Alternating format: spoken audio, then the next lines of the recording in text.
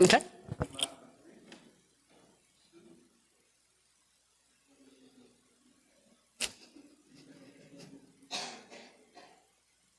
Good evening, everyone. It is so good to see you in person and online as we have our final town hall meeting of the year. I hope you are having a happy holiday season and that continues and you spend the opportunity to get some rest and rejuvenate and have a great start to 2026. I want to thank all of you for being here. I'm Bianca Motley Broom. I have the honor of serving as your mayor.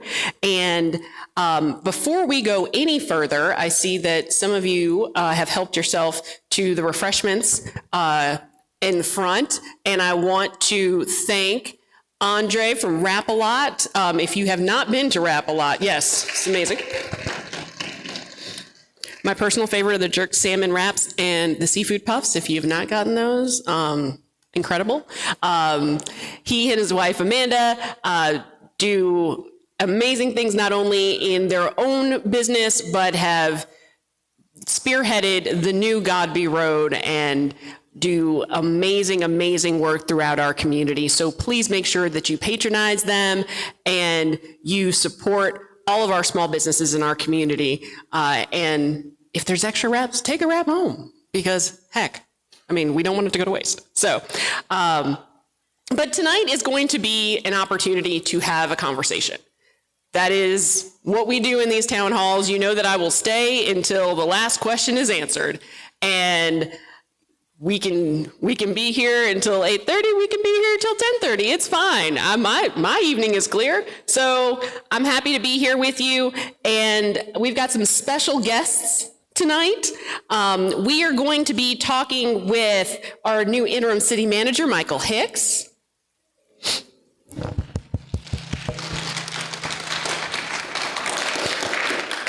Our new public works director, Brian Anderson. We are also going to be hearing from our public safety professionals. We've got Major Denard here to talk a little bit about what's happening in the police department. And I think we're going to hear from the fire department too a little bit later. Not here yet, but we are going to be hearing from them. And I know that there is a lot of concern over some issues that have happened recently in our community. The tragic loss of one of our neighbors in a fire last week. It is so important. I know that they will reiterate this, but this time of year, I don't know if you saw the AJC article that was either in yesterday's paper or today's paper, but it is so important during the holidays to make sure that if you're using a space heater, that it's got plenty of clearance around it. If you are cooking, and please don't leave anything unattended. Like, we are all juggling all of these things throughout the holidays, but we've got to make sure that we're taking the precautionary steps to be safe and make it through the holidays. And so I'm sure we'll hear a little bit more about that later. And then we're going to talk a little bit about participatory budgeting and what we're going to be doing in the second half of our fiscal year and the first half of the calendar year 2026. And so looking forward to the conversation, but without further ado, I want to give him some time to introduce himself in a different capacity and have him lay out his vision for how he will lead our city as our Chief Administrative Officer, running the day in, day out of the great city of College Park. Please give a warm welcome to our interim city manager, Michael Hicks.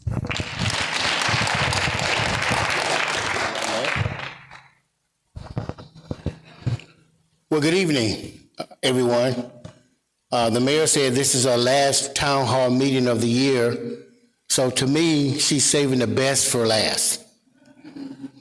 I had to capitalize on that. So I want to thank you, Mayor Motley Broom, for inviting me. And again, I am your interim city manager, Michael Hicks, and I am your guy. The mayor and council thought enough of me to ask me to serve in this capacity. And I am an employee, so I know every department, because leading the IT department, we touch all 12, 13 departments, so I know exactly what they're supposed to do in terms of operation efficiency. I put together a short presentation that I want to talk to you guys about. If you notice, at the last council meeting, I talked about there were different people who sat in that seat, and my brand, my operation is going to be strategic planning and our core values. I want to talk about strategic planning until we're all blue, because every dollar that we spend is going to be tied back to a particular goal. And I am proud to say I've been in that seat about 30 days now, and I've already surrendered our first quarter budget report to the mayor and council. 30 days. They've gotten their first quarter, and the mayor's been asking for that for quite some time. They have it now. So we're going to give them the second quarter report at the end of this month, then the third quarter, and so on. So I want to, maybe I'll step around so I could see my presentation up, James? Okay. Ma'am? Okay. You can see it in. Sure. We're just going to talk about a few things that I think are relevant. So in the introduction, we're going to talk about our vision and goals. Again, the strategic planning. Our comprehensive plan. Several of you all are asking about that. Mr. Hicks, where are we with that? We're going to talk about that. Our core values, I talked about that a little bit. Our philanthropic endeavor, I'm going to talk about that. We've had some major fires over at Embarcadero and also on Lyle Avenue. I've got some ideas on how we can work together with that. And also Enterprise Water Collaboration and CMAC. I'm going to tell you what those letters mean. City Managers Action Committee. I want to start a City Managers Action Committee, and I'd like for some of you to be a part of that. Okay? Next slide. So again, gosh, I've had over 25 years of leadership. I've been a CIO in higher education. That's where I spent the vast majority of my technology career, working at different colleges as an IT director. Again, in 2024, I said to myself, maybe I've reached the pinnacle of my potential as a CIO. Let me kind of dip my toe into professional development a little more. And so I decided to go the city manager's route. And I completed that certification. And again, driven by steadfast growth, mind, soul, and all those things. And I'm also a certified CGCIO, Certified Government Chief Information Officer. I spent 18 months at the University of Georgia getting certifications. That's a little different than an IT director, because you have to pass an HR class and a budget class before you get that certification. So that means a lot to me, so I'm kind of proud of that. Next slide. Visions and goals. Remember, I talked about the strategic plan. Okay, we're going to revive our strategic plan like the Phoenix. Local economy and growth, okay, quality of life, transportation and mobility, public safety and security, and governance and customer service. Remember, though, I'm going to be repeating those for the next few months, or however long the Mayor Council decides they want me to stay in this seat. We're going to get back to strategic planning, okay? And so every department, you're going to hear about that during the budget. When the department comes before us to talk about their budget needs, it's got to be tied to a goal. Our Public Works Director, Mr. Brian Anderson, when we talk about, hey, we got to pave these streets, right? Is that tied to quality of life or governance and customer service? Okay, I'm going to get them thinking that everything that we do is going to be tied back to one of our strategic goals. And we're going to add some new objectives to some of those goals. You know, there's been a lot of talk about data centers, okay, and all of the energy that data centers use. We're going to talk about some solar energy under some of those objectives. They're coming. Next slide. Again, in 2020 to 2024, those are like our 4 years of a strategic goals. You see that? And you see the revisions, 2026 to 2030. This is what they're going to look like, okay? The goals and objectives for local economy and growth. We're going to add affordable housing and resilient energy and land use development and the environment. Okay, we're going to start incorporating some of those things. Transportation and mobility, energy management. We're going to start looking at more solar energy, okay, across the city. Quality of life, governance, and customer service. Everything that we do, again, is going to be tied back to these goals. The comprehensive plan. As you guys probably remember, the comprehensive plan was on the agenda at the last council meeting, and the council voted no. I think they did. I think they said no. I think we can go back and look at the Yeah, so I think they said no. But I'm in favor of getting a Atlanta-based company that's familiar with county, municipality, and city government who has done comprehensive plan. I put in small letters, capital A, lowercase RC, Atlanta Regional Commission, okay, has done our comprehensive plan before in the past, okay? But we put out a bid, we put out an RFP, and we did get a company, but the mayor and council said, Mr. Hicks, let's look at someone local, okay, someone that we could reach out and touch. If you guys can go back and look at the video, you'll see that they voted no on the comprehensive plan. So we're going to try and choose someone local to do that. And we're going to incorporate those strategic goals back into the overall comprehensive plan. Next slide. Again, our core values, right? HEALTH. You guys heard me say that. Hospitality, equity and inclusion, right? Leadership, transparency, right? And last but not least, harmony. And I think I made a quick little joke at the council meeting that sometimes when they have those spirited conversations and it seems to be going a little left or a little right, I want to use the word harmony to kind of bring them back to the middle. So we'll be using that word a lot. We want harmony amongst the mayor and council, amongst the staff, and amongst all the wards. Okay, but the core values, we're going to be reviving those too, like the Phoenix. Next slide. Our philanthropic endeavors, I put that on there because we had a major fire over in Barcadero in Ward 2, and then we had a major fire on Lyle Avenue. And so I thought about how can we help our citizens in the event this happens again. So I thought about maybe we can partner with the Red Cross, Madam Mayor, maybe donating some money to Red Cross just for College Park, okay? God forbid we have another tragedy, okay? We give the Red Cross X amount of dollars. The Red Cross can distribute those funds to our residents. So that's something that I'm thinking about doing. Enterprise collaboration. What I'd like to do is really see if I can select at least 2 or 3 citizens from each ward, okay, to kind of come together and help me formulate a plan, a philanthropic plan on how we can help each other from Ward 1, 2, 3, and 4. So you all start thinking about HIMA 6. I think I'd like to be part of that. I don't necessarily want to be part of your CMAC committee, but the philanthropic thing to help other residents, I think I'd like to be a part of that. So please, some of you all think about that. Okay, now my CMAC, City Manager Action Committee. I really would like to start an action committee with a group of residents that have really been concerned about finance, okay, about harmony, about the staff, okay, about all the transitions. I want to be able to form an action committee to keep you all informed on all of the projects, okay, everything that we're doing in the city. I want to be able to make sure you guys are on the pulse of what we have going on. So this is sort of like my presentation in a nutshell, and I'll take questions at this time. Yes, sir. Hey, first off, I think we can start without the microphone.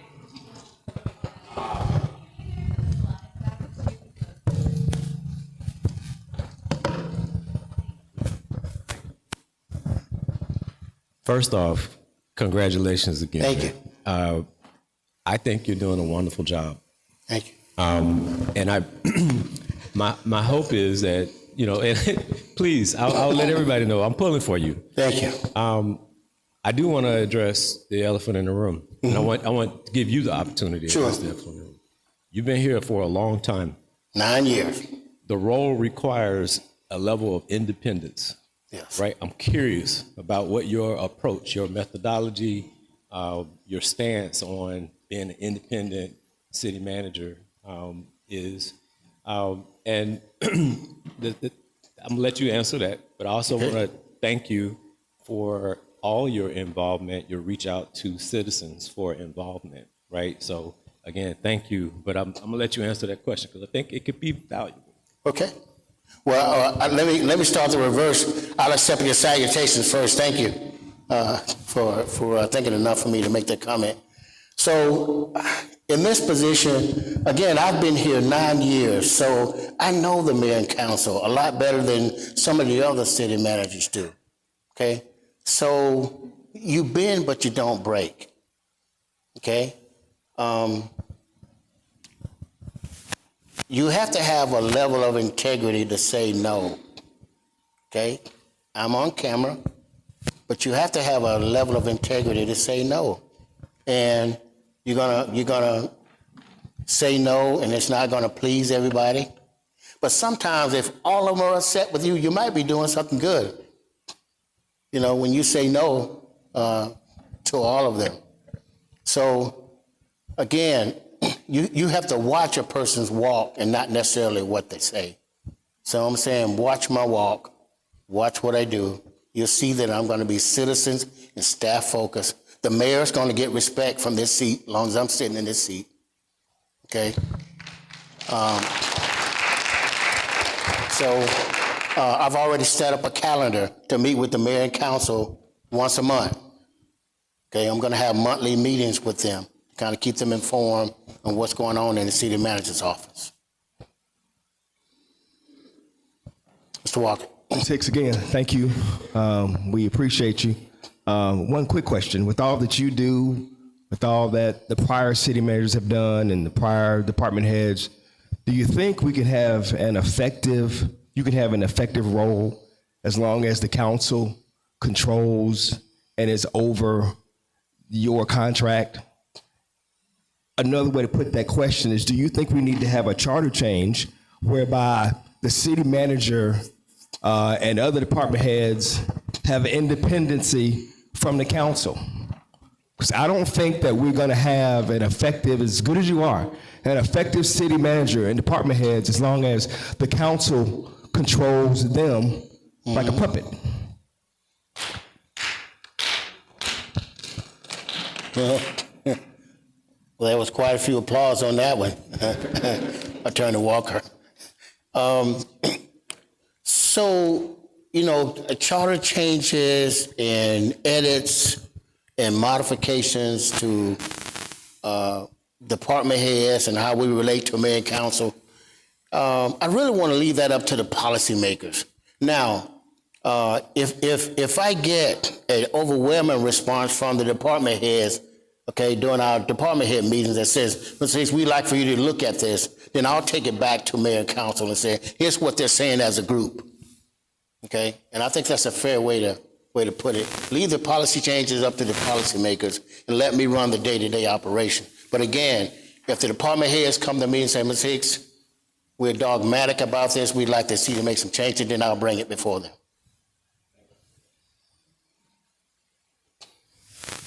Yes, sir. You got a microphone? Yeah, we Gerald getting his workout in.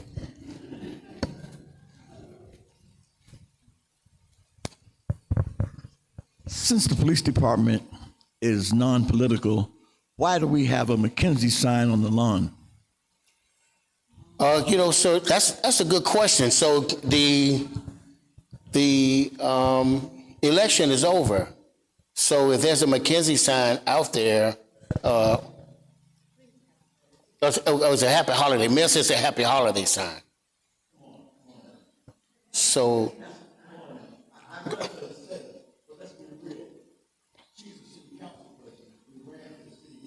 Sure.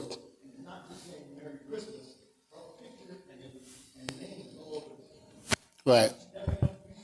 Well, in all fairness to Councilwoman McKenzie, the election is over.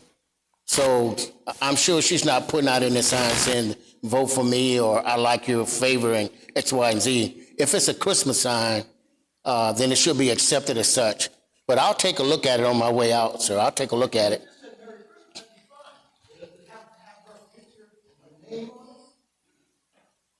I'm sure that's a prerogative to do that, but if it's offensive to you, I'll take a look at it. Yes, sir. Marlon.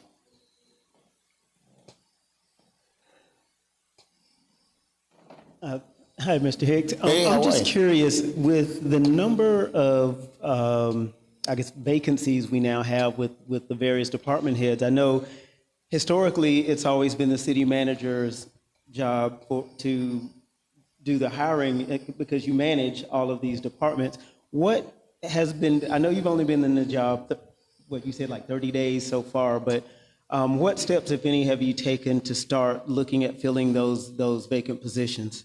Great question, because I met with our economic development team today. I'm not sure if you guys know Hakees and Hannah, okay? They're the sole people in our economic development department, okay? And I wanted to, unfortunately, Hannah wasn't feeling good today, so she was on Teams, and Hakees says I was in my conference room. But I wanted to kind of take a look at them, to kind of put my finger on their pulse to make sure, A, they weren't stressed, okay, because they haven't had a leader since Brian left, okay? Then B, we went over the BIDA budget and economic development budget, and I assure them that I'm working on getting them a leader as we speak. I'm working on that. So to further expound on that, we need a chief building official. Okay, I'm working to get that position filled. So I'm working on those.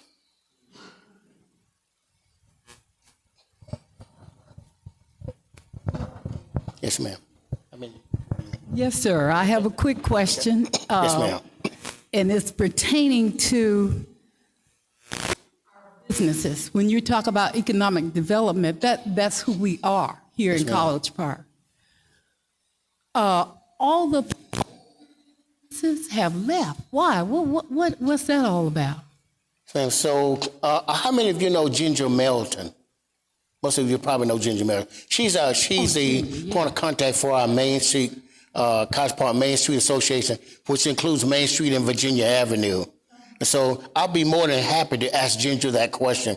I don't know if it's been, the lease agreement has inflated the monthly rent that they pay. I'm not sure, but I'll be more than happy to get that answer for you. Yes, ma'am. I'll get that answer for you. I'll talk with Ginger. I'll take one or two more if you guys don't mind, and then I'll make room for our other guests here. Yeah. Yes, I can. I'm concerned, just to follow up from the question that she just asked about why are some of the businesses leaving, but also why we have the vacancies. And I'm sure when people submit their resignation or when they leave the city, for whatever reason it is, they make contact and express their concerns, Yes, ma'am. or if they have any concerns, or for leaving or for resigning in their position. And if you've been there for 9 years, should be aware of some of those things. So that way, if you go back and ask that individual those kind of questions and that you're already knowledgeable of the answer, those are the kind of things that we want to know, and what is it we as a community can do to help to support that. Yes, ma'am. So she's talking about two different things. We were talking about the businesses that leave in Main Street, and then she migrated into some of the staff that have left. She's asking me, do I know about their exit interviews and what are they saying when they leave? So I'm also trying to foster a stronger relationship with finance, HR, and IT. And the reason I'm trying to foster a stronger relationship with those three groups, because those three groups touch all other staff. You have to have a budget from finance, okay? You have to go onboarding through HR, okay? And you really can't do your work without IT. So I'm trying to foster a relationship, ma'am, between the three of those. And so I'm gonna meet with HR because I am concerned about risk management. Risk management means when people are leaving, right, we wanna see what they're saying, why they're leaving, okay? And as long as I'm in this seat, I wanna try to correct some of those things. It's gonna take a while, but I am gonna meet with HR and look at some of those exit interviews. Relatively minor point here, but on the question of those signs out there out front, our code, our city code forbids signs in the right of way. 9.6.8 in your spare time, you can look it up. And there's signs, those signs are throughout the north end of the city at least, in the right of way. So if we let those go, how are we going to stop somebody that's saying, hey, do my, Sure. buy this from me, buy that from me, sort of thing? Needs to be uniformly administered across the board. I notify folks, heard about that last night. Yeah, okay. And I will look into that and see if there was a code violation where this sign is placed. Okay. It's making its way over.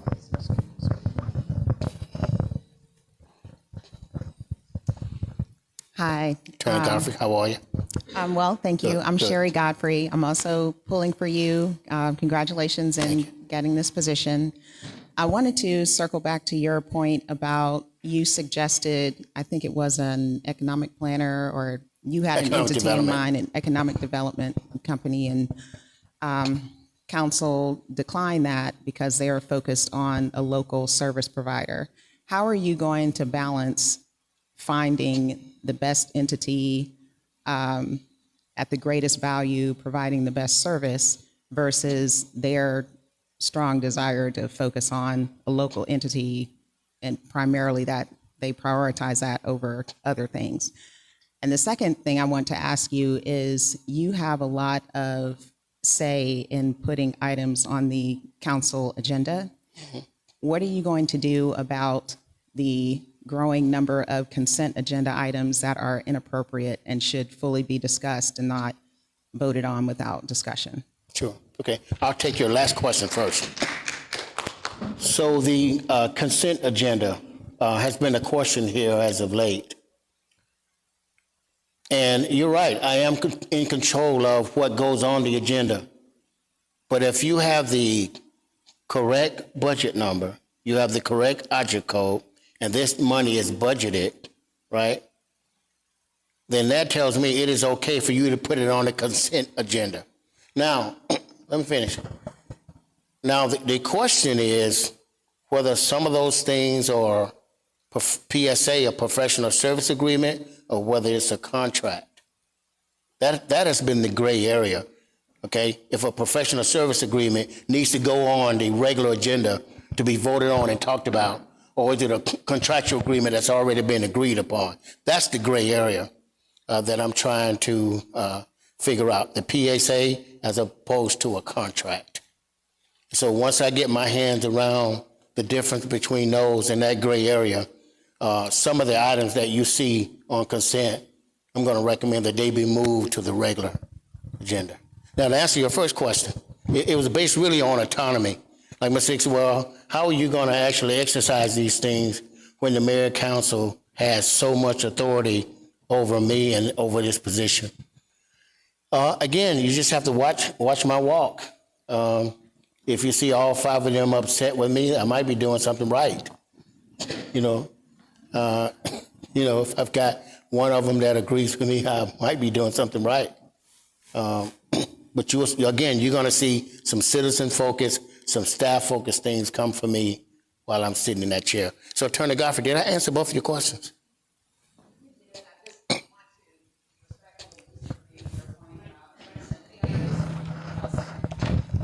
I respectfully disagree about the point you were making with the consent agendas. I think it's similar to when you consider if something is legal, you don't just think about the letter of the law. You think about, how is this going to impact society? How is this going to impact process? How is this going to change the culture and other characteristics of the environment? So, yes, the items may be budgeted, but traditionally, when you consider elements of good governance, you don't put items that are new ordinances, excessive amounts of money, millions of dollars with no discussion, new processes. Those are items that should be discussed in the public during council meeting and not probably discussed behind closed doors, because then they all come together and just vote collectively as a group and no one's talked about it on record.